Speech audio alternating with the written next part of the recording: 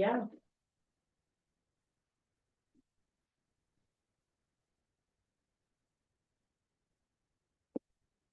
Hi, folks. Okay, we're going to start the meeting again, and we have our first good of the cause, which allows the public to address the board. If there's anyone in attendance this evening that would like to speak, or Yes, ma'am. okay, thank you. If you could just state your name, that would be My great. name is John Ward. Okay.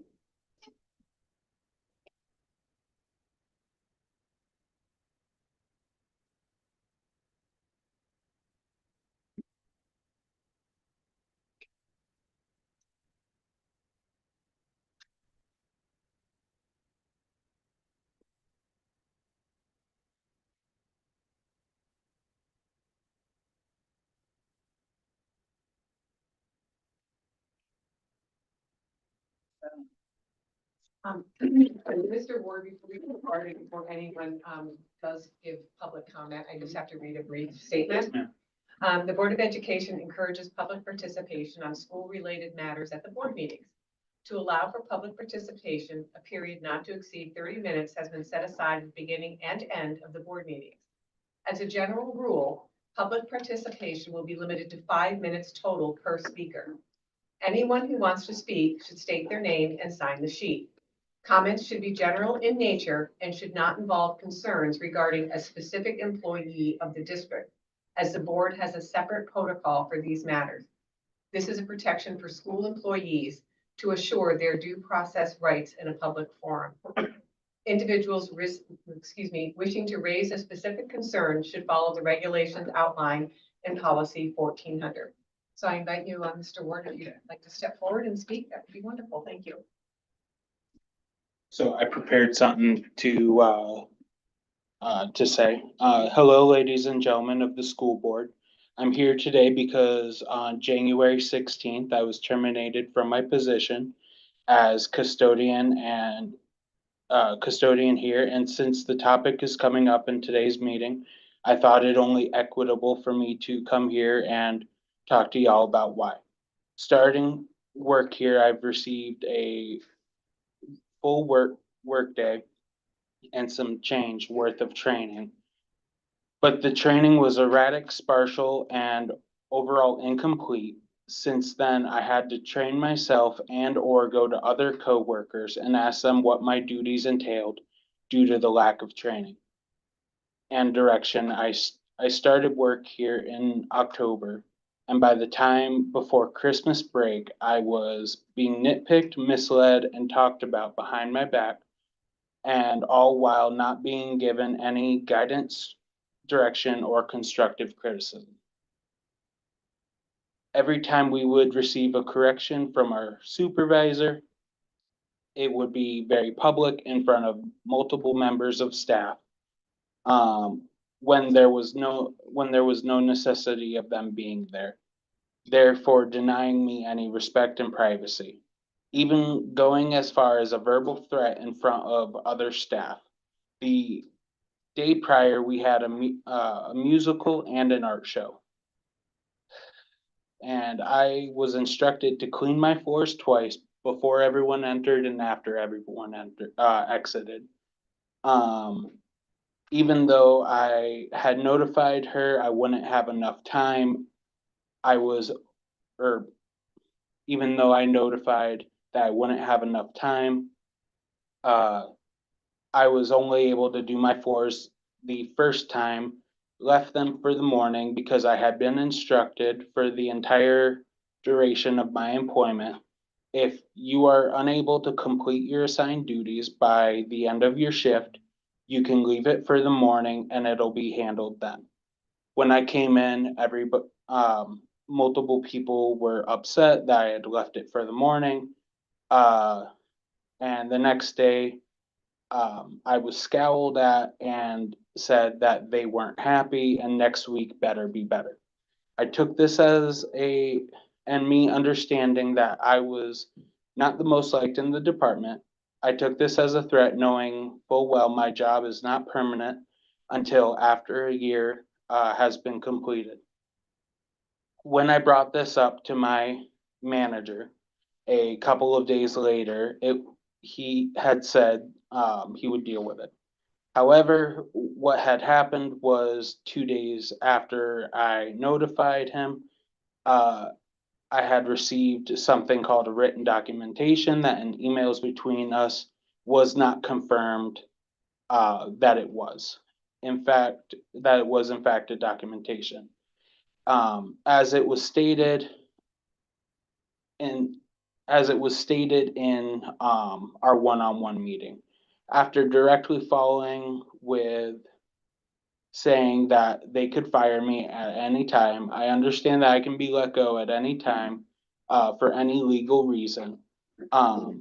But I do feel as though I was fired in retaliation for notifying, my uh, for what my supervisor had said.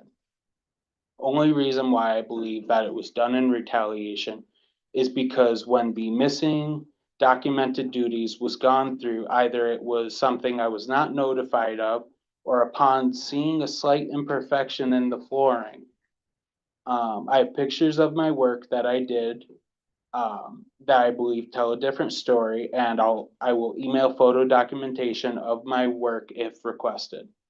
Um, in regards to my termination, I was not given the opportunity to have a two-way conversation in regards to any of the alleged, factors being levied against me, nor an opportunity prior to that, for developing an employee improvement plan to cover gaps in my initial training and supervised learning opportunities. In regarding in regards to the work that I completed, they continuously added to my workload in a way that inhibited my ability to uphold, LPCSD standards and requirements, thus undermining my job's stability and personal abilities. Um, So much so that in order to not stir the viper's nest, I was not taking any of my breaks, and I had notified, my manager. I had notified my manager that I was not taking my breaks. Uh, he had told me not to do that. I replied to him, I have too much of a workload not to do that, and nothing in my workload had changed, so I continued. I'm here for a couple of reasons today. I really enjoyed my job. And, if there's a chance of this decision being reversed, I feel like I'm compelled to speak up here today, as well as I've noticed a pattern. As we all know, this town gossips. Uh, this has been the third time this year, to my knowledge, that this has happened. And, I know it's happened before this year. And the last issue that I would like to raise to the board's concern is that company property has routinely been used and misappropriated. Due, due to my employment here, I've personally seen, someone drive the school plow truck, to their home, where it stayed for extended periods of time, and where it was also seen plowing neighbors' driveways. When I came in, this person is often not seen, anywhere on premises. And it's rumored that, they say that they're in the bus garage, but oftentimes they're not. And- Excuse me, Mr. Ward. Yes, ma'am. I do have to ask, to have you stop at this point because Okay. you're approaching 8 minutes and. Okay, I've I tried to be didn't time myself. I didn't I've know. tried to be respectful and Yeah. let you, but. Honestly, that was the end of it. Okay, that's good. No, Yeah. I wanted to let you finish your thought, but I do have to, Yeah. in fairness to other people that have come forward. And then when you guys do your secondary, I got a couple questions, but Okay. that's all. Okay, thank you. Yep. Thank you.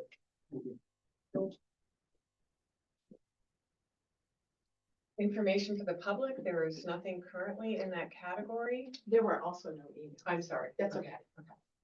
Under reports to the board, there's nothing in the financial reports this week, so Dana, you have the evening off.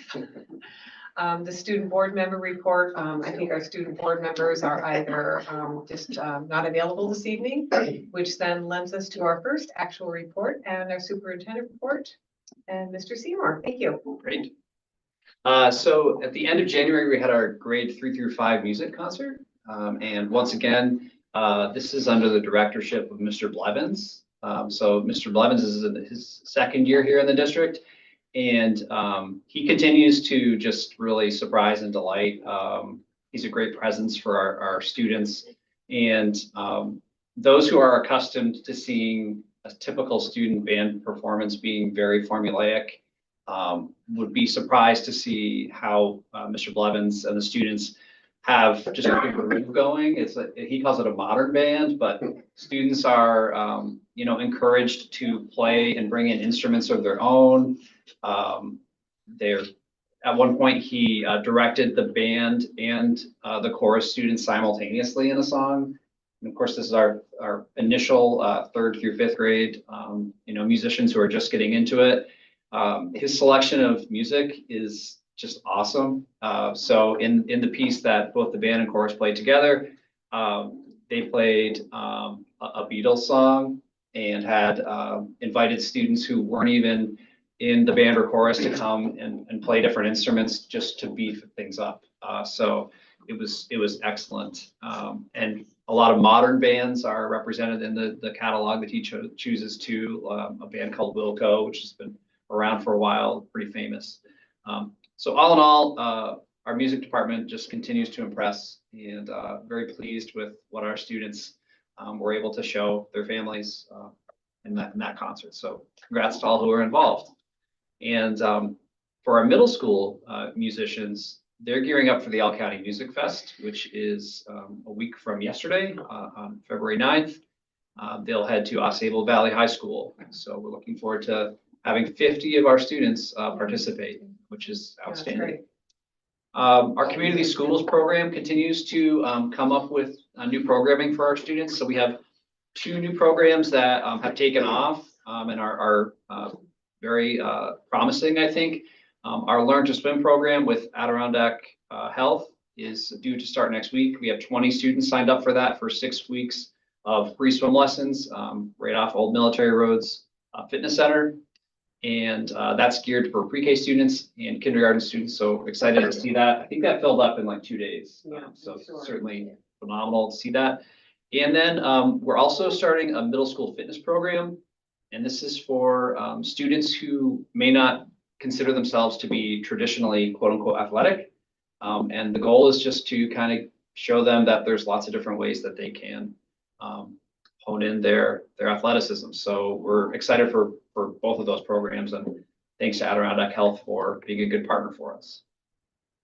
The last couple of weeks have been the future planning process that we do. Once again, that's when the admin team meets with each instructional department, each grade level. We look at the progress that those departments are making towards their instructional goal that they present on to their colleagues in May on our day that we call Impact Day. So it was an opportunity to hear from all our departments.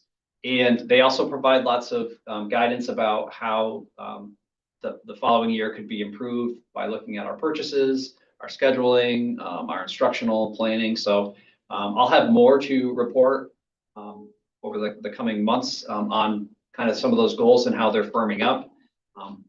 It's 4 full days of meetings. So I probably have about 30 groups. So it takes a while to digest all that information, but we always get a good feedback out of that. So I'm excited for it. We just finalized our March 13th Professional Development Day. And one of the areas of feedback that we've heard throughout the year is just that the extent of trauma that we're seeing amongst our students really warrants some additional staff development. And so we're bringing in Dave Melnick. He actually came into the district probably a decade ago and just was very well regarded by the staff. So he's the director of the Trauma Collaborative in Vermont, and he has 40 years of experience. His whole background is about transforming trauma. For years, the moniker has been trauma informed, and really it's about transforming trauma and kind of giving students who have experienced that and staff just some insight into kind of accepting that trauma has occurred in their life, and some tools that can be useful for staff to support students and colleagues who may be carrying some trauma. I mean, we all carry trauma. That's the nature of the human experience. And so I think it's a timely offering for our staff. So he'll be here for a full day to work with us, and I'm excited to have that. So it's good. He's really good. Oh, awesome. That's Yeah. great stuff. So we are continuing in our future planning meetings. One of the things that came up is, you'll recall that we're in the second year of our Amplify reading program at the elementary school. And the way Amplify works is there's a core skills block that's a little more than an hour for commas and punctuation and reading and all the things you'd expect from an English program. And then there's a secondary block each day that's about 40 minutes long. And that block is called the core knowledge block. And this is where students learn either content in social studies, in science, or in language arts. And so this is a departure from what we used to do, which was we would have a standalone block for science, a standalone block for social studies. Now what the science of reading has indicated is that vocabulary in social studies and science is so significant that actually having the content developed and presented in an ELA block in that setting is more impactful. So that's sort of the motif that we've had for the last year and a half while we've had this program. But there's been questions from the department leaders in the elementary school, particularly those in social studies and science, about are there gaps in the content that we're covering for our students at each grade level, because the program Amplify has these different units all over the place. In other words, typically New York State gives you a scope and sequence where in social studies, in kindergarten, you'll learn about yourself and your community, and then it'll continue to expand. And by the time you get to 5th grade, you're learning about US history, Native Americans, and things like that. So Amplify has these units scattered all over the place. And they put the units in place based on the vocabulary comprehension that students have at different grade levels. And so some concern was being borne out, like, are we providing all of the content K through 5 with our kids sufficiently? And it seemed like the perfect task for AI. And Mr. Leon, our integrative technology teacher at the elementary school, is quite proficient with the use of AI. And so I put an attachment here just for you to see at your convenience, but he went in and looked at the scope and sequence of the New York State standards and the scope and sequence of the Amplify units for students in social studies and science and an ELA, and did a crosswalk at each grade level. And you can see exactly where a given unit was covered. So like a 3rd grade teacher who traditionally covered one thing, it's not in their unit plan, but they can see, well, that's still covered in 2nd grade, so we don't have to worry. And it also showed a few gaps that are in the program that will have to be borne out through one of the grade levels. So I thought it was a clever use of AI, and also just good to see our staff recognizing some of the challenging parts of a new curriculum and kind of using the tools at our disposal to modify that. Our elementary math curriculum is sort of in flux right now. We presently buy the Envisions mathematics program, and our licensing expires at the end of the year. So to start the year, we have several different pilots happening to try and evaluate which program is going to be the most impactful. During the executive proposal, the governor's state of the state, one of the things that she spoke about is ensuring that there's fidelity in mathematical instruction by 2027. So everything we just went through with the science of reading being kind of like the baseline for literacy education, that is now what's going to happen for mathematics. The good news is any of the programs that we're piloting are going to be aligned with best practice in mathematics. But nonetheless, it is timely for us. And so there's different grade levels piloting different programs right now. We have an Envision program we have the Envision program, we have Eureka Math, and we have the Amplify program, which provides our literacy program. They also have a Desmos math program. And long story short, the two differences between the types of programs is Eureka, Envision, and these other programs, they tend to have a more teacher-centered modeling how a math problem is approached. The student shows that they can do it, and then the whole class as a group reflects on it afterwards. Desmos flips it completely around. And so what they do is they pose a question to students, a mathematical equation or something, and then the teacher will say, okay, you have 5 minutes to try and solve this, and won't give any guidance to the kids whatsoever. And each student has to try and use the tools that they have to figure out how to do this. And then they work their way together. So then they compare how they achieved a different answer in a group, and then they bring it all in at the end and said, okay, so it's interesting to hear the pluses and minuses that our math teachers are kind of showcasing with regards to these two programs. On the one hand, there's a lot of engagement with the students with the Desmos because it's so problem-centered focused. On the other hand, it can be a challenge for teachers who are accustomed to teaching math a certain way to just like be freeform. It's like jazz, basically.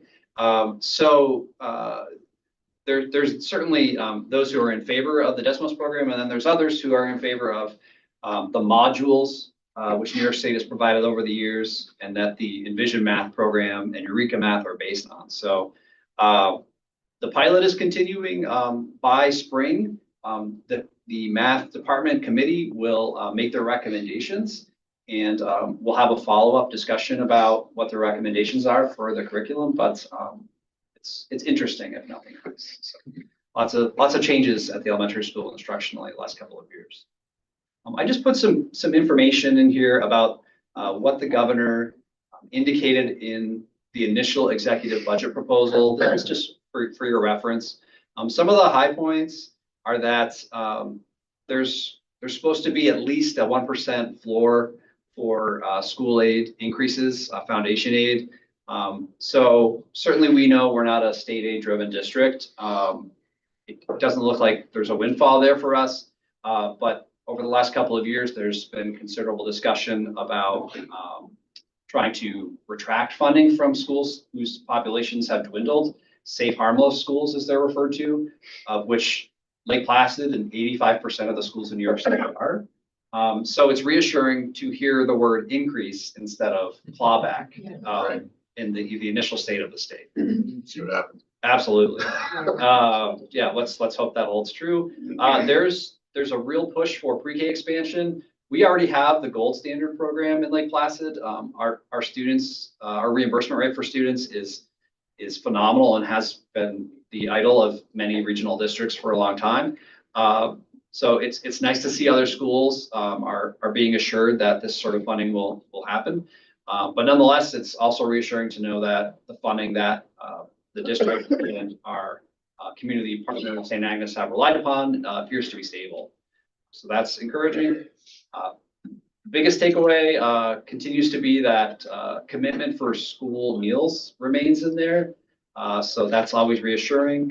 Certainly, there's some interplay between the federal government and the state government in terms of the community eligibility provision and where the money actually comes from. But nonetheless, we're happy to see that in there. I referenced the new expectations for math, which there's no clarity yet on what those are, but presumably everyone will be expected to do that in 2027.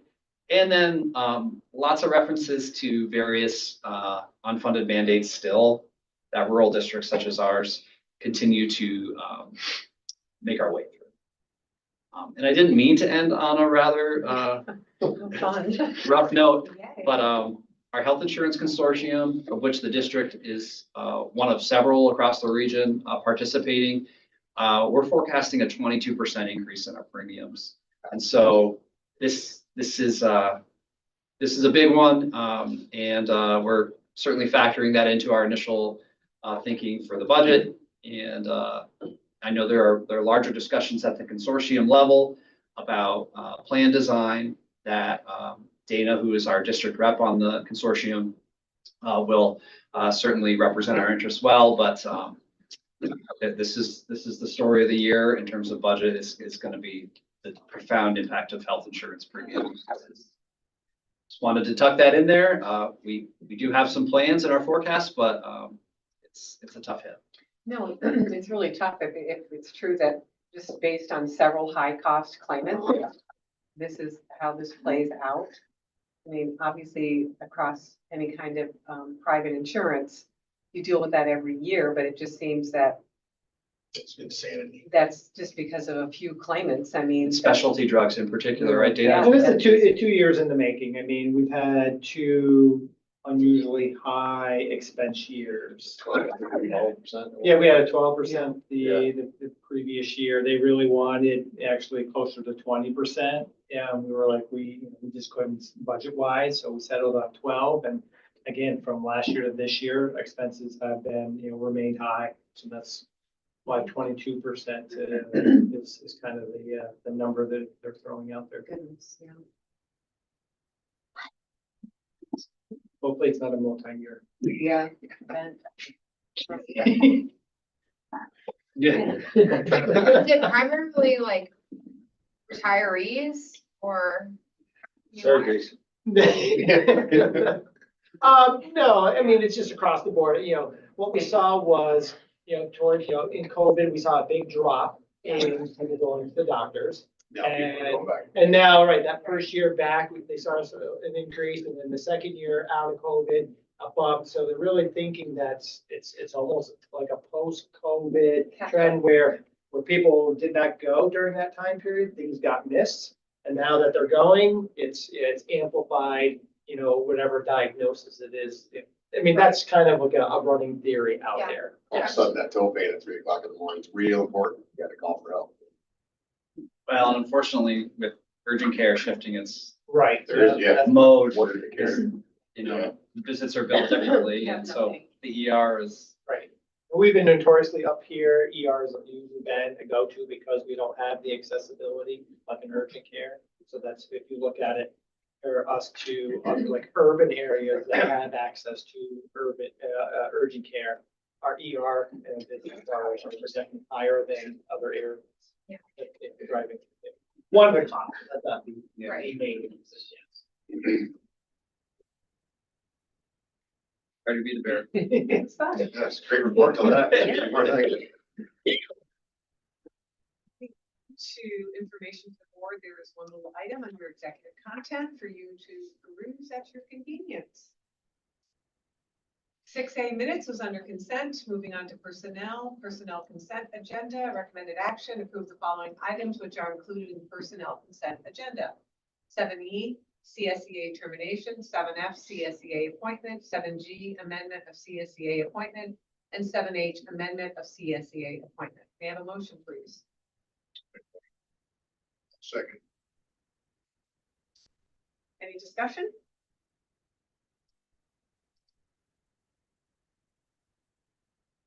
If not, please vote.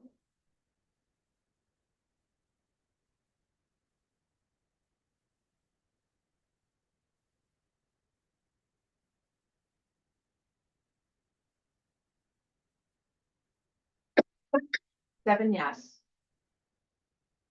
Moving on back to actually personnel, 7B, teaching staff retirement, recommended action. Upon recommendation of the superintendent, accept the retirement of employee number 155, first grade teacher at the elementary school effective June 30th, 2026. May I have a motion, please? Motion. Second. Any discussion? Yes. Stacy Barton, 31 years of excellent service to the Yeah. district. Gonna be losing a I know. Tough to. core team member there. Yeah, wonderful, wonderful. Many thanks for all of her years with the district. She will be missed. Please vote. Oops, sorry. Try it again, sorry.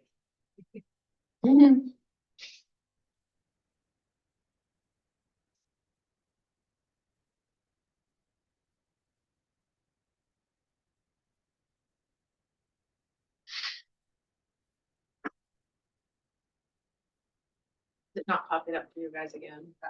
I did it a second time. Yeah, that Yeah. one's- Yeah, I got once. Okay, Joanna, just raise your hand. All in favor, aye. You. Second, teaching staff retirement, recommended action upon recommendation of the superintendent, accept the retirement of employee number 46. Middle and high school ELA effective on or about October 9, 2026. May I have a motion, please? Second. Any discussion? Angie Carlos, Yeah. Two Two hits in a row. Yep, big Wow. shoes. Actually, I think it was my senior year, she was just starting. And then my son had her as a teacher and she really helped him through his first year of school and got him to stay at, like, they were on a program to get him to get his grades up, and now he's on high honors, so she's a good lady. Angie's awesome. Again, another employee we'll miss and big shoes to fill.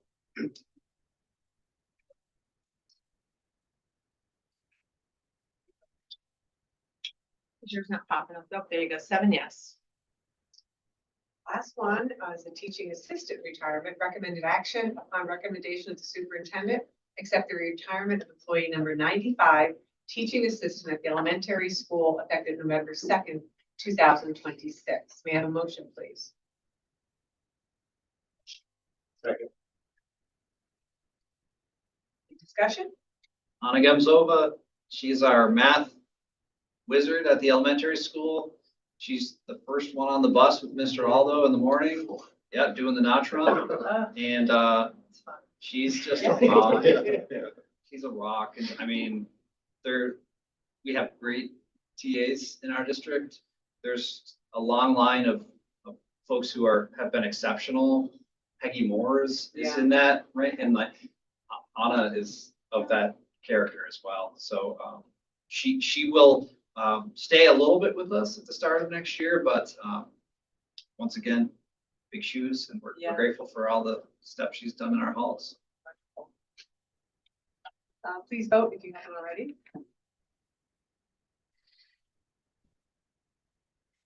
Seven yes. Moving into our action items, it is National School Counseling Week. Our recommended action motion to acknowledge February 2nd through the 6th of 2026 as National School Counseling Week. May I have a motion, please? Oh, second. Any discussion? We're grateful to Ms. Brown, Ms. Gosling, and Ms. Samaker for all that they do. And they certainly are a resource for our kids and worthy of the acknowledgement. Thank you to all of them. Please vote.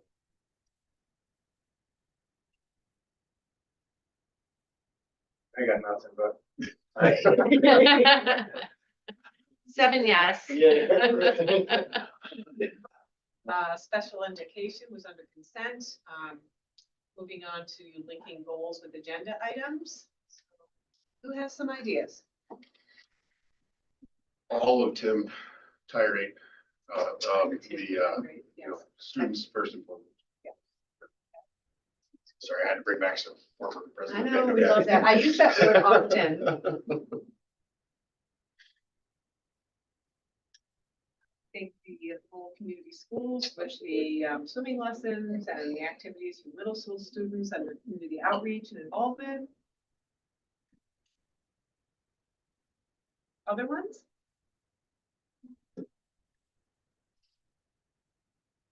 Anyone thinks of anything later, if they would like to reach out to Karen, feel free. We are moving into our second good of the cause. Is there someone either that is present that would like to speak? And Karen will have you check online. There's nothing online. Okay. Mr. Ward, you would like to speak again? Yes. I do have to read our little short paragraph again. The Board of Education encourages public participation on school-related matters at the board meetings. To allow for public participation, a period not to exceed 30 minutes has been set aside at the beginning and end of the board meetings. As a general rule, public participation will be limited to 5 minutes total per speaker. Anyone who wants to speak should state their name and sign the sheet. Comments should be general in nature and should not involve concerns regarding a specific employee of the district. as the board has a separate protocol for these matters. This is a protection for school employees to assure their due process rights in a public forum. Individuals wishing to raise a specific concern should follow the regulations outlined in policy 1400.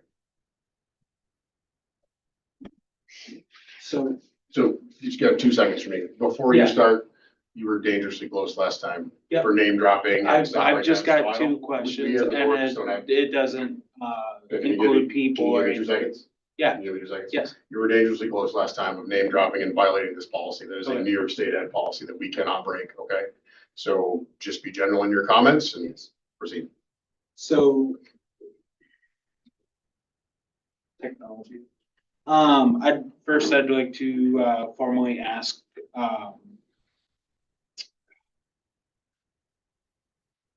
you guys haven't voted for it yet, but if you guys do vote, on the motion of my, termination, I would just like a reconsideration with what, I had said to you guys earlier. And then, I would just like a copy of today's transcript if it's not readily available to the public. That's the only 2 things. Mr. Ward, I want to say, we actually did vote on this a few minutes ago. Okay. It was a vote that was unanimous with the board. Okay. But I do thank you for coming in this evening and respect your comments and, that's it, thank you. Moving into the adjournment phase, our next meeting date and location, it will be February 24th here at 5 p.m. Are there any old agenda topics? Any new ones? I read through Tim's whole packet on all the building stuff, so do we go over that again in another, building and grounds meeting, or when do we go over through that stuff? Which packet? The building Yeah. condition survey? Yep. So it's totally up to us. Thing that made me twitch a little bit when I was reading it. Oh, Yeah. that's a 5-year plan? Yeah, yeah. 5-year Yes. survey, yeah. So if you have points that you I want to just, add. I guess the only thing I wanted to ask is, do we do anything ourselves, like a quarterly thing that just for the small things that are not a big company that's coming in to evaluate every single thing? Do we do something, a small thing? Like to track our Yes. improvements? Yep. So Dana, in his operations report, we give updates on the things that we try and do. Do we keep a log though, Dana, of the local improvements we make that chip away? We could look at, in terms of what we, yes, expense, because one of the things we do out of this building condition survey is just that. We say, Gotcha. okay, what are some of the things that we can tackle, on our own and not, Yeah, do it in a big project? Like, one of the things on it was painting the Yep, concession saw building, we did that. They said, replacing the shingles there, they threw out a price of like $200,000. That's what I looked at all that stuff, and I'm like. We could probably do it for. to do the paint. It's all over there. That's nowhere else. No, that's the first time I've seen it. And I know you guys have some looking at it all like So yes. $72,000 to paint the building? I'll go down and do it. Yeah, we did it ourselves, so Gotcha. things like that, yes, we Okay. routinely, one of the things, and again, it wasn't on the building condition survey, but it came out of it was, when we had the water leak and we had to send kids home, one of the things we'll tackle this summer is to put in, turn-off valves throughout the building. Gotcha. So we don't have to shut the whole building down. So yeah, we're continually, looking at that, and say, Yep. okay, how can we Okay. tackle it within our budget? And then that's also things that we will then, bring to you guys to say, can we use the repair reserve fund Gotcha. to do that, some of those things. But some of them are probably big in nature where Yeah. we can't tackle it, but Yep. I wouldn't go off, Windows or whatever, yeah. I wouldn't go off their pricing because. Yeah. Yep. Yes, Gotcha. So we can put together an update of sure. those pieces and then. Okay. Well, there's my next operations meeting. I'll go through and look at that and say, here's the things that Cool. we've tackled over the Yeah. last, Cool. since we've, the building condition survey was finalized, and say, here are the things that we have done last year and a half. Gotcha. And I guess from listening to, sorry, No, you're still on it. listening to Mr. Ward, and I know at my place of employment, it's bad. The onboarding that we do is bad. So maybe that's something we need to work on for the next person that comes in is like, I know you did the whole thing for me for the school board, and there was like so much information that I got from that. But I know, like I said, at my work, our onboarding is bad too, so maybe. That's where I was gonna go, that, that's the second time we've heard an employee say that training was insufficient. And that might be just an easy thing for a disgruntled employee Yep. to say, but I want to hear it. I don't want to just say, no. And then the sequence of this doesn't make a lot of sense to me, because if someone is to come in and make a presentation, and then there's no chance that that presentation could have had an impact because we didn't process it, then why go through that artificial? I mean, I have to be honest, I felt bad having to tell him, we just voted No, on for it. sure, for sure. It's So dreadful. so in other words, you know, come in and juggled and handed out, you know, it was just an appeal. it was perfunctory and artificial. And so I'd like us to think about that sequence. And then back to, you know, with you, two now employees are saying, so I want to be all ears. When someone has the courage to come in and speak to us, I want to be all ears, and I want to make sure that I don't immediately say, you got it. But I listened to that. I said, gee, do we have a management issue? Yeah, as well as a process issue. I mean, that's kind of coming up from the operation side of the business. And I don't think anybody here is in a real position to be able to refute a recommendation that comes. Oh, of course. On the other hand, too, that's also what we entrust Mr. Seymour with is personnel issues and his recommendation with personnel issues. And if I know Mr. Seymour well enough in the process that was used, I'm sure that there were multiple chances given and multiple retrainings provided, and here we are. And I sympathize with the man for coming in and trying to fight for his job. I think any normal person would do that. But from, you know, seeing the process done before my tenure on the board, I'm sure multiple chances were given and multiple retrainings were provided. Just didn't work out. Yeah, and with our onboarding, like, I mean, they walk through with the supervisor, and there's a detailed list of how to do tasks. There's literal checklists of how to do tasks correctly. And so certainly empathize with that. It is a fairly black and white enterprise. But just to your point on the sequence was not perfunctory if the board wished it not to be. So there's always the opportunity after a public comment like that, when we get to the personnel section, if anyone would like more information, then you could always request an executive session prior to that. We could break and then. During the meeting. Correct. Okay. Yeah, and then the board president can put that motion forth. And if the board wishes an executive session to discuss personnel, then we can always do that. And come out, and then if there's additional information you'd like, then we can do that. I do want to say that I did let him go a little bit longer. I could have cut him off exactly at the 5-minute mark, but I did feel like he was coming to a conclusion, and I was monitoring how close he was to the precipice before I would have interjected and said, you know, you're pushing the limit here. But I could kind of sense that he was not using names and all of that, but I don't know. It's The principle is you've got a half hour, and if you had 10 people. Correct. who yeah, wanted no, to do he was the only He was person the only here, one, and yeah. I think I needed to let him go beyond his time to be respectful. I mean, it's not an easy thing terminating an employee. I mean, it's just not easy, so. Even though he was probationary, was he still under a CSCA thing, like whatever? So, Yes, so there was other ways he could have. yes. There's Gotcha. and union representation, and so there's. In fact, he was actually considered prohibited Yep. information. Oh, gotcha. So it wasn't even probation. In any event, And And I think that's I want to go back to what you were saying. I'm talking about the process, you know, not the. I employee know process. The faith in the management of the schools. We sleep well. Okay, no, absolutely.